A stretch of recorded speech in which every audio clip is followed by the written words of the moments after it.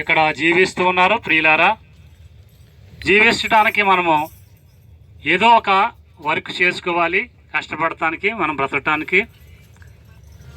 అలాగే మరి మీరందరూ కూడా ఈ మధ్యన గోదావరి మధ్యన మీరందరూ కూడా నివసిస్తూ కష్టపడుకుంటున్నారు, జీవనం చేసుకుంటున్నారు.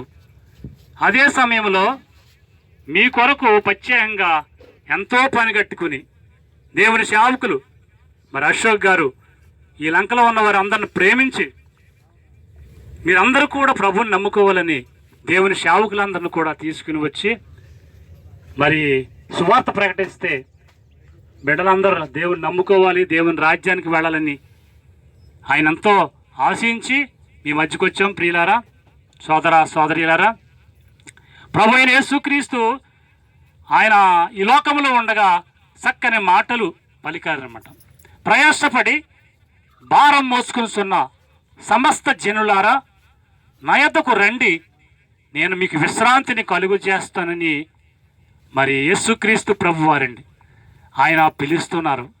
ఎంత మంచి మాటలు ఆయన పలుకుతున్నారంటే మనకంటే పక్షపాతం ఉంటుంది ఎవరికైనా ఏదైనా చేయాలంటే. కానీ ఆయన ఆహ్వానిస్తూ సమస్త జనులారని పిలుస్తూ ఉన్నారనమాట. పక్షపాతం లేనంటి వాడు ఆయన, ఏ కన్న తండ్రి అయిన సృష్టికర్త యేసు ప్రభు వారు ఈ భూమిని, ఆకాశమును, అందరూ సమస్తమును, ఈ కనబడే ఈ గోదావరి సమస్తం ఆయన కలుగు చేశాడండి. యేసు ప్రభు వారు సృష్టికర్త అయిన దేవుడని దేవుని వాక్యంలో చూస్తామండి.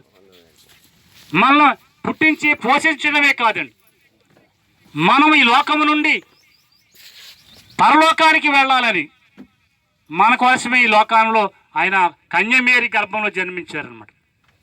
మానవుడిగా జన్మించారు. రక్త మాంసాల్లోని పాలువాడయ్యాడు అనమాట.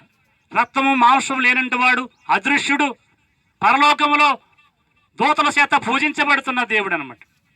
అలాంటి దేవుడు మరి మమ్మల్ని అందరినీ ప్రేమించారండి. చూసారా, ఈ లంకలో ఉన్న మిమ్మల్ని కూడా ప్రేమించాడు అనమాట.